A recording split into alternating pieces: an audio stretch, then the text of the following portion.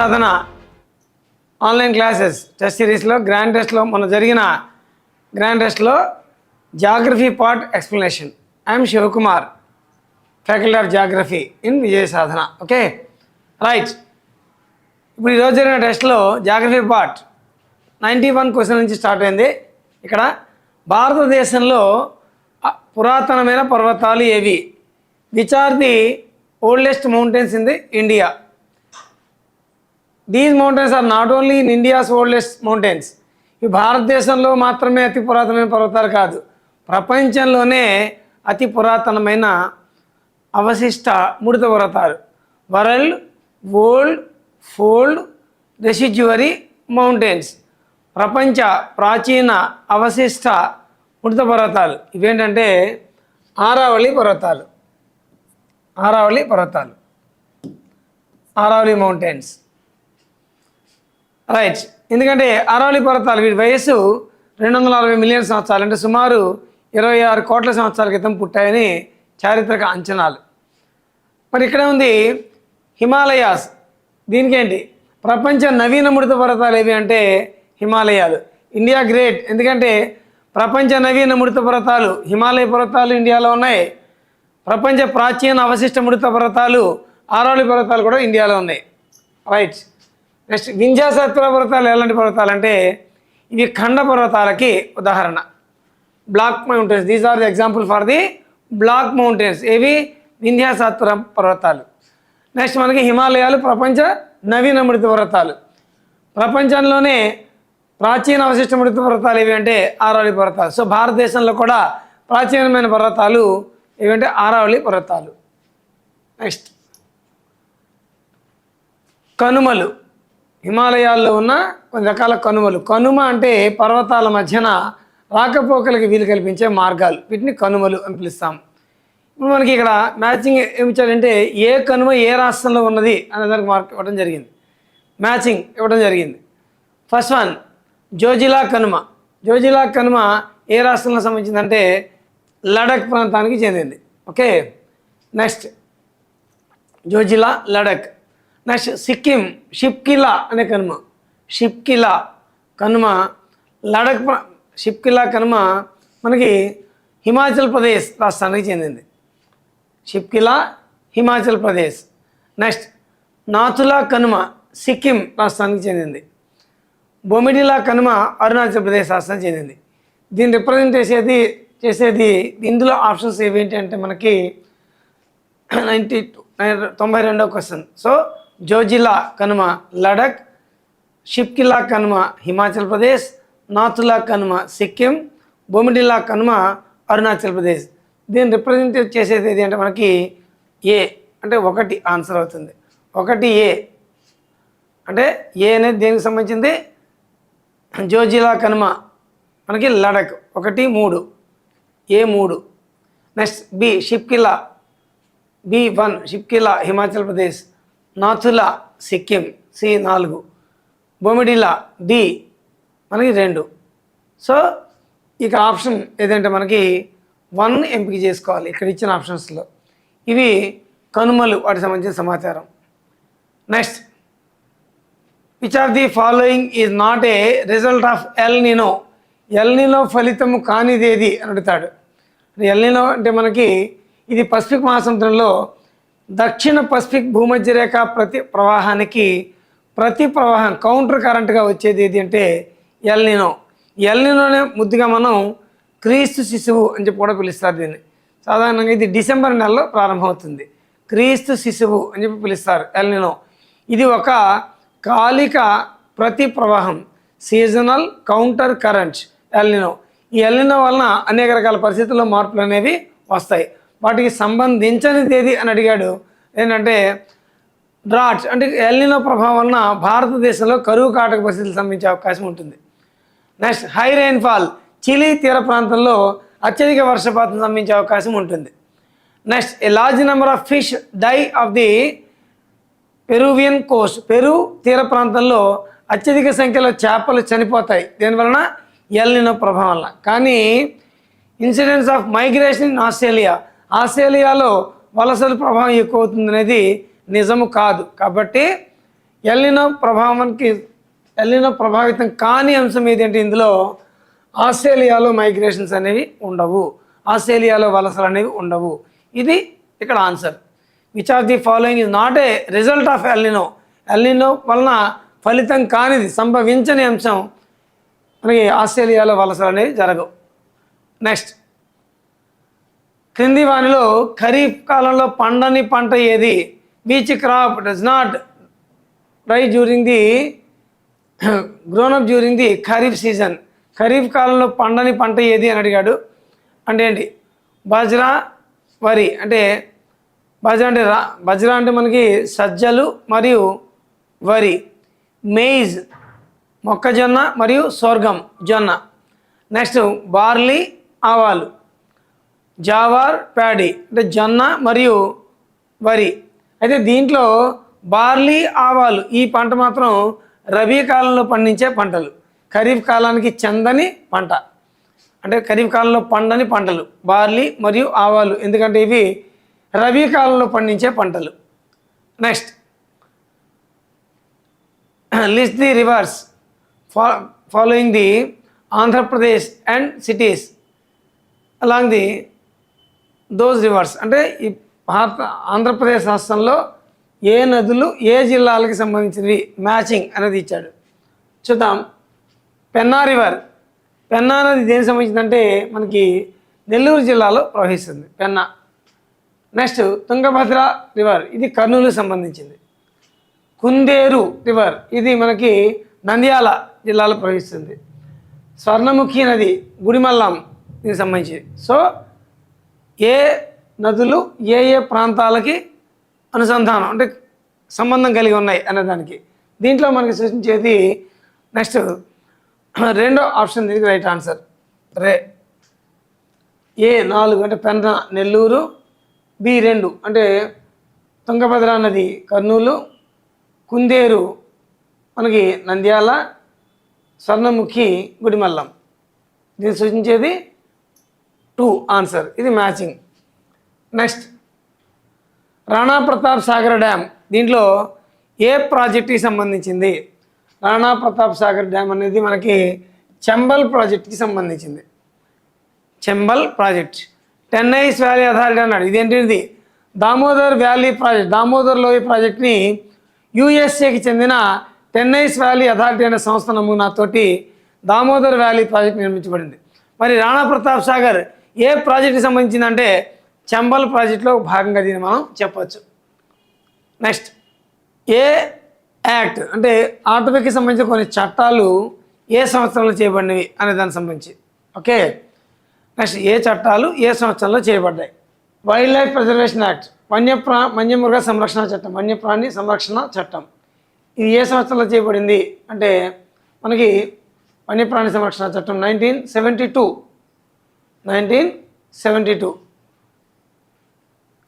మనకి వన్యప్రాణి సంరక్షణ చట్టం ఏ సంవత్సరంలో చేయబడింది? మనకి ఏ 1972. నెక్స్ట్, బి టైగర్ ప్రాజెక్ట్ మనకి 1973. ఫారెస్ట్ కన్జర్వేషన్ యాక్ట్, అటవీ పరిరక్షణ చట్టం 1980 C2. Next, operation elephant 1992 D1. So ఈ ఆన్సర్ సూచించేది A. That means 2 correct answer 2A. 2లో మనకి ఏ అనేది దేనికంటే వన్యప్రాణి సంరక్షణ చట్టం 1972, ప్రాజెక్ట్ టైగర్ పురుల సంరక్షణ పథకం 1973, ఫారెస్ట్ కన్జర్వేషన్ యాక్ట్ అటవీ పరిరక్షణ చట్టం 1980, ఆపరేషన్ ఎలిఫెంట్ 1992. ఇది కొన్ని ముఖ్యమైన ఆటవిక చట్టాలు. అవి వేటిని జతపరుస్తాయి? దాని ఆన్సర్ ఇక్కడ ఇచ్చిన ఆప్షన్స్లో 2 అనేది కరెక్ట్ ఆన్సర్ చూస్ చేసుకోవాలి. నెక్స్ట్, ఈ క్రింది వానిలో ఉష్ణమండల సతత హరితారణ్యాల్లో పెరగని చెట్లు ఏవి? ఉష్ణమండల సతత హరితారణ్యాలు ఏంటండి? Plants does not grow in the tropical ever green forest. Tropical ever green forest దాంట్లో పెరగని చెట్లు ఏవి అంటే చూడండి, మహాగని ఇది పెరుగుతుంది, ఎందుకంటే వీటికి అధిక వర్షపాత అవసరం. ఎవర్ గ్రీన్ ఫారెస్ట్లో ఇది పెరుగుతుంటుంది. నెక్స్ట్, రోజ్వుడ్ ఇది పెరగదు. ఇది ఆన్సర్ అని చెప్పాలి. పెరగని వృక్షం అని చెప్పి అన్నాడు. పెరగని వృక్షం రోజ్వుడ్, ఇది రైట్ ఆన్సర్. ఎందుకంటే ఈ రోజ్వుడ్ అనేది కేవలం ప్రపంచంలోనే ఒక్క ఋతుపవన అరణ్యాల్లో మాత్రమే పెరుగుతుంది. మాన్సూన్ ఫారెస్ట్లో మాత్రమే పెరుగుతుంది. అందులో మాన్సూన్ ఫారెస్ట్లో కూడా ఇది కేవలం ఆంధ్రప్రదేశ్ అడవుల్లో మాత్రమే పెరుగుతుంది. ప్రపంచంలో ఎక్కడా పెరగని ఋతుపవన అరణ్యాల్లో మాత్రమే పెరిగే వృక్షాలు రోజ్వుడ్. నెక్స్ట్ మంచి గంధం చెట్లు, ఇవి కూడా పెరుగుతాయి. మల్బరీ చెట్లు, ఇవి కూడా పెరుగుతాయి. సో మనకి దీని ఆన్సర్ ఏది అంటే మనకి 2, రోజ్వుడ్ అనేది పెరగదు. ఇది ఉష్ణమండల సతత హరితారణ్యాల్లో, రైట్. నెక్స్ట్ మాంగ్రూవ్స్ ఏ క్షారజలారణ్యాలు ఏ రాష్ట్రానికి సంబంధించినవి అంటే ఏ ప్రాంతంలో ఉన్న క్షారజలారణ్యాలు? మాంగ్రూవ్స్ తీర ప్రాంత అడవులు, వీటిని మాంగ్రూవ్స్ అని పిలుస్తారు. ఈ మాంగ్రూవ్స్ ఏ రాష్ట్రానికి సంబంధించినవి చూసినట్టయితే మనకి ఇది బితరికనిక ఎక్కడంటే ఇది ఒడిశా. నెక్స్ట్ పిచ్చవరం చెట్టు, ఇది తమిళనాడు. వెంబనాడ్ కేరళ, ఆర్చా మహారాష్ట్ర. సో ఇవి మనకి సూచించేది ఆప్షన్ ఏది అంటే మనకి 4 ఆన్సర్ కింద చెప్పచ్చు. అంటే ఏ బితరికనిక ఒడిశా, నెక్స్ట్ పిచ్చవరం తమిళనాడు, వెంబనాడ్ కేరళ, ఆచా మహారాష్ట్ర. ఇది ఈ ఆప్షన్స్ ఈ జతపరచడాన్ని, ఈ మ్యాచింగ్ని మనకి ఇండికేట్ చేసే కరెక్ట్ ఆన్సర్ ఏది అంటే ఇది ఏ. ఇది 4th వన్ ఆన్సర్. ఇక్కడ ఇచ్చిన ఆప్షన్స్లో 4th వన్గా మనం చెప్పచ్చు. మనం ఇప్పుడు కూడా ఈ రకంగా మ్యాచింగ్ చూడాలి. ఎక్కడెక్కడ ఒక్కొక్కసారి ఎట్లా ఉంటుందంటే 3 వరకు కరెక్ట్ ఇస్తాను, 4వది మాత్రం అక్కడ చేంజ్ చేస్తూ ఉంటాడు. సో దాన్ని బట్టి మనం చూసుకోవాలి. Okay, right. నాణ్యతని బట్టి ఇనుము రకాలని ఆరోహణ క్రమంలో వివరించండి అంటే ఏంటి? Right. Arrange the types of steel on the basis of the it's quality in an ascending order. నాణ్యతని బట్టి ఇనుముని మనకి ఆరోహణ క్రమంలో చెప్పాలి. ఆరోహణ క్రమం అంటే తక్కువ నుంచి ఎక్కువ, అంటే కింది నుంచి పై స్థాయి. అంటే దాన్ని ఏమంటామంటే ఆరోహణ క్రమంగా పిలుస్తాం. అవరోహణ ఉన్నత నుంచి తక్కువ, ఎక్కువ నుంచి తక్కువ, పై నుంచి కిందికి. ఇక్కడ మనకు అడిగింది ఆరోహణ క్రమం, క్రింది నుంచి పైకి, తక్కువ స్థాయి నుంచి ఎక్కువ స్థాయికి. అంటే నాసి రకం దగ్గర నుంచి అత్యంత నాణ్యత వైపు చూడాలి మనం. దీంట్లో ఇనుముని నాణ్యతను బట్టి 4 రకాలుగా చెప్తాం. Magnetite, hematite, limonite, siderites. Magnetite, hematite, limonite, siderites. ఇవి నాణ్యతను బట్టి వరుసగా. మన నాణ్యతను బట్టి ఆరోహణ క్రమం అడిగారు కాబట్టి సిడరైట్, లియోనైట్, హెమటైట్, మ్యాగ్నటైట్, ఇది ఏ క్రమాన్ని మనం చూడాలి. ఆ క్రమాన్ని సూచించేది మనకి దీంట్లో ఏది ఉంటుందంటే 1 ఆన్సర్ సిడరైట్, తర్వాత లియోనైట్, హెమటైట్, మ్యాగ్నటైట్. ఇది మనకి సూచించే answer. Magnetite, hematite, limonite, siderite. దాని రివర్స్లో చెప్పాలి. సిడరైట్, లియోనైట్, మనకి hematite, magnetite. Next Sakhalin oil field ప్రపంచంలో ఎక్కడుంది అడుగుతాడు. వేర్ ఇది Sakhalin oil field is located in which country? ఏ దేశంలో ఉంది సకాలియన్ ఆయిల్ ఫీల్డ్? అంటే మనకి ప్రపంచంలో అతిపెద్ద చమురు క్షేత్రం ఏది అంటే సిగ్నల్ హిల్స్. అది ఎక్కడుందంటే యూఎస్ఏలో కాలిఫోర్నియా ఉంది. మనకు అడిగింది సకాలియన్. సకాలియన్ ఎక్కడుందంటే రష్యాలో ఉంటుంది. Sakhalin Russia. Next match the following, జతపరచము. ఏ అంటే ట్రైన్ ఇంజన్స్కి వాటికి సంబంధించిన రైల్వేలకు సంబంధించిన అంశాలు. ఎలక్ట్రో లోకోమోటివ్స్ అంటే ఎలక్ట్రిక్ ఇంజన్లు ఎక్కడ తయారవుతాయి అంటే చిత్తరంజన్లో తయారవుతాయి. నెక్స్ట్ డీజిల్ ఇంజన్లు ఎక్కడంటే వారణాసిలో తయారవుతాయి. వీల్స్ అండ్ యాక్సిల్స్ చక్రాలు మరియు ఇరుసుల కర్మాగారం ఎక్కడుందంటే Yelahanka Karnataka state. Integral coach factory రైలు పెట్ల కర్మాగారం పెరంబదూర్ 2 రైట్. సో ఇది ఈ ఆప్షన్ సూచించేది ఏది అంటే మనకి 2 ఆప్షన్ సూచిస్తుంది.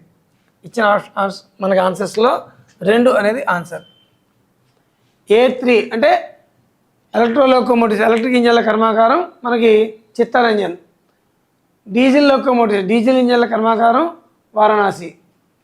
తర్వాత వీల్స్ అండ్ యాక్సెస్ ఫ్యాక్టరీ, చక్రాలు మరియు ఇరుసుల కర్మాగారం Yelahanka Karnataka. Integral coach factory Perambadur Tamil Nadu. దీని ఆన్సర్ 2. రైట్. నెక్స్ట్ పొడి వాతావరణంలో కనిపించే లవణ నేలలు.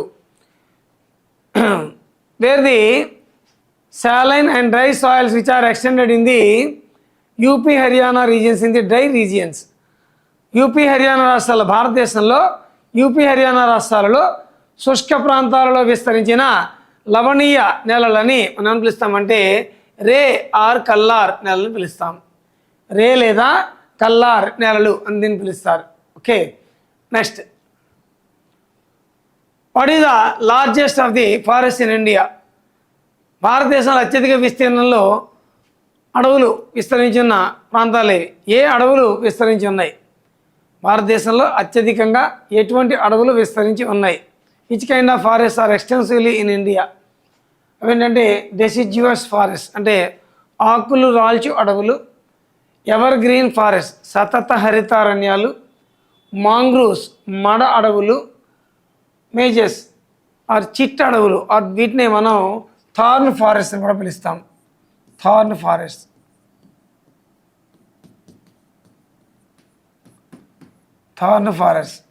సో భారతదేశంలోనే ఎక్కువ అడవులు ఏవి అంటే మనకి డెసిడ్యువస్ ఫారెస్ట్, ఆకులు రాల్చు అడవులు ఎక్కువగా ఉంటాయి. డెసిడ్యువస్ ఫారెస్ట్. నెక్స్ట్ మనకి తర్వాత అత్యధిక పరిభ్రమణ కాలం కలిగిన గ్రహం ఏది? పరిభ్రమణం అంటే గ్రహాలన్నీ కూడా తన చుట్టూ తాను తిరుగుతూ నిర్ణీత కక్షలో సూర్యుని చుట్టూ తిరిగి వస్తాయి. సూర్యుని చుట్టూ ఒకసారి తిరిగి రావడాన్ని పరిభ్రమణం అని పిలుస్తారు. సో అత్యధిక పరిభ్రమణ కాలం కలిగిన గ్రహం ఏది అంటే మనకి నెప్ట్యూన్. ఎందుకంటే సూర్యుడికి దూరంగా ఉన్నాడు. నెప్ట్యూన్ యొక్క పరిభ్రమణ కాలం ఎంత అంటే 165 సంవత్సరాలు, 165 ఇయర్స్. సో అత్యధిక పరిభ్రమణ కాలం కలిగిన గ్రహం. నెక్స్ట్, శుక్రగ్రహ వాతావరణంలో మనకి ఎక్కువగా కనిపించేది ఏది అడుగుతాడు? ఎక్కువగా కనిపించే వాయువులు లేదా రసాయనాలు ఏవి అంటే చూసినట్టయితే శుక్రగ్రహం వాతావరణంలో చుట్టూరా మనకి కనిపించేవి వాడు ఏమొచ్చాయంటే carbon dioxide, sulphuric acid, sulphuric ఆమ్లం, carbon dioxide, nitrogen, sulphuric acid, none of the above ఇవేవి కాదు. దీంట్లో మనకి శుక్రగ్రహ వాతావరణంలో కార్బన్ డైఆక్సైడ్ మరియు సల్ఫ్యూరిక్ యాసిడ్ ఎక్కువగా ఉంటాయి. శుక్రగ్రహ వాతావరణంలో 95% మనకి కార్బన్ డైఆక్సైడ్ వాయువు కనిపిస్తుంది. అందుకనే ఇది ఎక్కువ వేడిని కలిగి ఉంటుంది. మనం చెప్పుకున్నాం అధిక వేడి కలిగిన గ్రహం ఏది అంటే శుక్రుడు. కారణం దాని వాతావరణంలో కార్బన్ డైఆక్సైడ్ శాతం ఎక్కువ ఉంటుంది. కాబట్టి ఇది అత్యధిక వేడిని అబ్జర్వ్ చేసుకుని హెవీ టెంపరేచర్స్ ఈ గ్రహంలో మనకి నోట్ అవుతూ ఉంటాయి. నెక్స్ట్, జతపరచము. ఏ ప్లానెట్స్ని ఏ దేవతలు రోమన్ల చేత ఈ దేవతలందరూ వివిధ రకాల అధిపతులుగా ఆయా రంగాలకు అధిపతులుగా పూజించబడుతూ ఉంటారు. According to Roman mythology the planets are prized as different sectors. ఏవేంటాయి? ఫస్ట్ వన్, వ్యవసాయ దేవతగా రోమన్లచే వ్యవసాయ దేవతగా పూజించబడేవాడు శని. ఓకే. ఏంటంటే దీన్ని ఇంగ్లీష్లో శాటర్న్ అని పిలుస్తారు. Saturn Shani. Next, deity of death అంటే మరణానికి ప్రతీకగా మరణ దేవతగా పూజించబడేవాడు యముడు. నెక్స్ట్, గాడెస్ ఆఫ్ హెవెన్ స్వర్గానికి అధిపతి, దేవతలకు అధిపతిగా పూజించబడేవాడు ఎవరంటే గురుడు. నెక్స్ట్ మనకి గాడెస్ ఆఫ్ సీ మనకి సముద్రాలకు అధిపతిగా పూజించబడేవాడు వరుణుడు. సో ఇక్కడ ఈ అర్థాన్ని మనం సూచించేది ఏది అంటే నెంబర్ 2. A3 అంటే అగ్రికల్చర్ శని, B1 అంటే మరణానికి యముడు, స్వర్గానికి అధిపతి గురుడు, సముద్రాలకు దేవత వరుణుడు. సో దీని answer 2. Next, consider the following. ఈ క్రింది వాళ్ళలో 2 స్టేట్మెంట్ ఇచ్చాడు. ఇందులో ఏది కరెక్ట్ లేదా 2 కరెక్టా చెప్పమన్నాడు. ఫస్ట్ స్టేట్మెంట్ చూడండి. ఎ planet takes less time to revolve around the sun than earth. ఈ క్రింది వాళ్ళలో అంగారక గ్రహం మనకి సూర్యుని చుట్టూ తిరగడానికి భూమి కంటే తక్కువ సమయం తీసుకుంటుంది అన్నాడు. నెక్స్ట్ రెండో రిజల్యూషన్ ఏంటంటే the diameter of the planet Mars is less than the diameter of the Earth. భూమి యొక్క మనకి అంగారక గ్రహం యొక్క వ్యాసం భూమి యొక్క వ్యాసం కంటే తక్కువగా ఉంటుంది. రైట్, ఈ రెండు స్టేట్మెంట్స్ దీంట్లో ఏది కరెక్ట్ అని ఇచ్చాడు. దీంట్లో చూడండి, అంగారక గ్రహం సూర్యుని కంటే భూమి కంటే త్వరగా తిరిగి వస్తున్నాను అన్నారు. అది రాంగ్ ఆన్సర్. అంటే అంగారక గ్రహం యొక్క వ్యాసం భూమి యొక్క వ్యాసం కంటే తక్కువ ఉంది. ఇది రైట్ ఆన్సర్. అంటే ఇక్కడ ఏంటి మనకి ఆప్షన్స్లో మనకి ఏంటంటే అంగారక గ్రహం భూమి కంటే త్వరగా సూర్యుని చుట్టూ తిరిగి వస్తున్నాడు. ఇదొకటి. ఎందుకంటే భూమి తర్వాత అంగారక గ్రహం ఉంటుంది, దూరం పెరిగే కొద్దీ దానికి పట్టే సమయం కూడా చాలా ఎక్కువగా ఉంటుంది. కాబట్టి ఇది రాంగ్ ఆప్షను, రాంగ్ రెజల్యూషన్ ప్రతిపాదన. రైట్ ప్రతిపాదన అంగారక గ్రహం యొక్క వ్యాసం భూమి యొక్క వ్యాసం కంటే తక్కువగా ఉంటుంది. ఇది రైట్. సో దీంట్లో ఏంటి, ఏ సరి అయినది, బి సరికానిది అన్నాడు. ఇక్కడ ఏంటంటే మరి తర్వాత ఏ నాట్ ట్రూ అంటే ఏ సరికానిది, బి మరి ఆర్ మాత్రమే సరి అయినది అని చెప్పేసి అన్నాడు. ఇక్కడ ఆప్షన్ ఏది అంటే మనకి చూడండి ఒకసారి 108వ క్వశ్చన్. మనకి ఆన్సర్ 4వ ఆన్సర్ రైట్. మొదటి రాంగ్ అని చెప్పుకున్నాం. అంటే ఎలాగా మనకి అంగారక గ్రహం భూమి కంటే ముందుగా సూర్యుని చుట్టూ తిరిగి వస్తున్నాడు. ఇది కాదు, భూమి కంటే సూర్యుడిగా ముందుగా తిరిగి వచ్చేవాడు శుక్రుడు. కాబట్టి అది కాదు, అంగారక గ్రహానికి ఎక్కువ టైమే పడుతుంది. ఎందుకంటే భూమి తర్వాత అంగారక గ్రహం ఉంది. అది wrong answer. So A not true. భూమి యొక్క వ్యాసం కంటే అంగారక గ్రహం యొక్క వ్యాసం తక్కువగా ఉంటుంది. ఇది రైట్ ఆన్సర్. సో ఇక్కడ రైట్ ఆప్షన్ సూచించేది 4. నెక్స్ట్ పర్వవేళ తరంగాలు అంటే స్ప్రింగ్ టైడ్స్. పర్వవేళ తరంగాలు, పర్వవేళ టైడ్స్ అని ఇచ్చాడు. దీంట్లో ఏంటంటే స్ప్రింగ్ టైడ్స్ అంటాం వీటి ఇంగ్లీష్లో.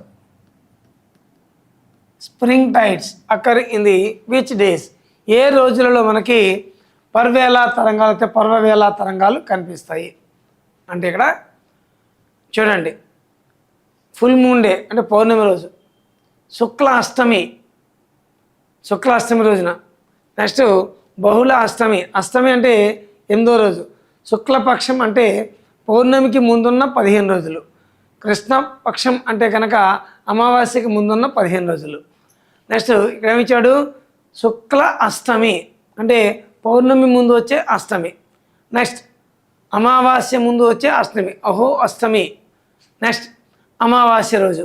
దీంట్లో ఏది కరెక్టు, ఏయా బియా సియా డియా, ఏ రోజులలో పర్వవేళ తరంగాలు సంభవిస్తాయి? ఇక్కడ వినండి, అమావాస్య పౌర్ణమి రోజులలో సూర్యుడు చంద్రుడు భూమి ఒకే వరుసలో ఉంటారు.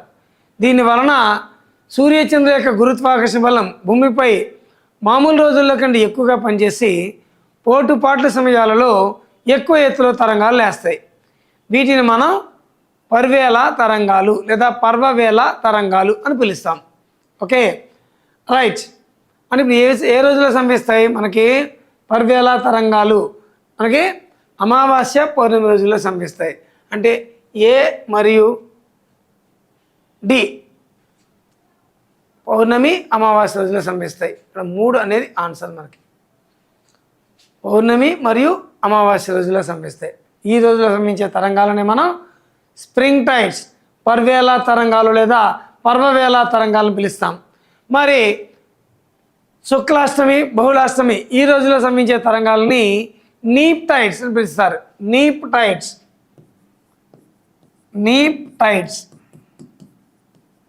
అంటే లఘువేళ తరంగాలు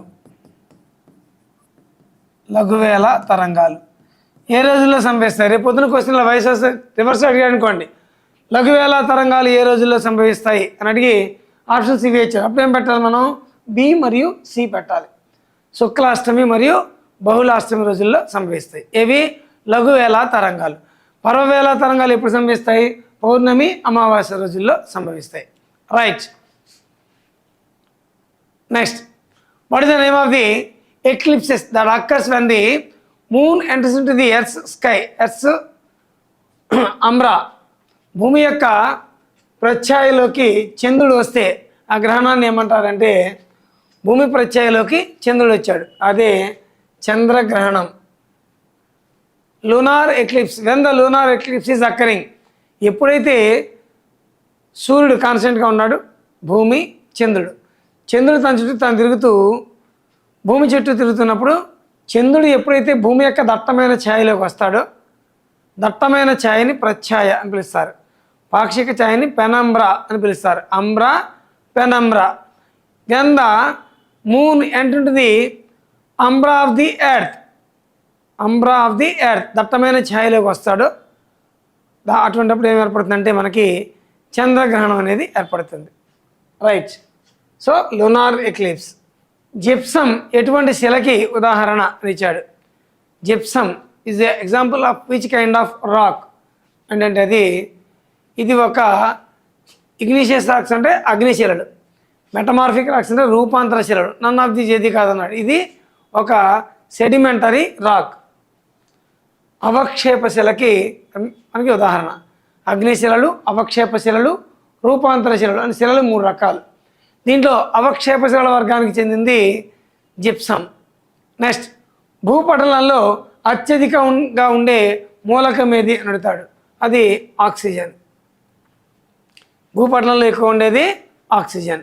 next, bureau of Indian standards divide India into the how many types of kinds of seismic zones అని బ్యూరో ఆఫ్ ఇండియన్ స్టాండర్డ్ అనే సంస్థ మనకి భారతదేశంలో ఎన్ని భూకంప మండల ప్రాంతాలని గుర్తించడం జరిగింది అని. సిస్మిక్ జోన్స్ వాటి యొక్క తీవ్రతను బట్టి, వాటి యొక్క ఫ్రీక్వెన్సీని బట్టి, తరచుదనాన్ని బట్టి భూకంప ప్రాంతాలుగా ఎన్ని జోన్లుగా డివైడ్ చేసింది అని అడిగాడు. ఆన్సర్ ఏంటంటే మనకి 4 జోన్లు, అంటే 4 జోన్లుగా డివైడ్ చేసింది. అంటే ఒకటి దాని యొక్క ఆన్సర్. ఇది 4 జోన్లుగా డివైడ్ చేయబడింది. ఇది seismic bureau of Indian standard. వీళ్ళు దేశంలో మొత్తం 4 రకాల భూకంప ప్రాంతాలను సిస్మిక్ జోన్స్ని ఎంపిక చేశారు. రైట్.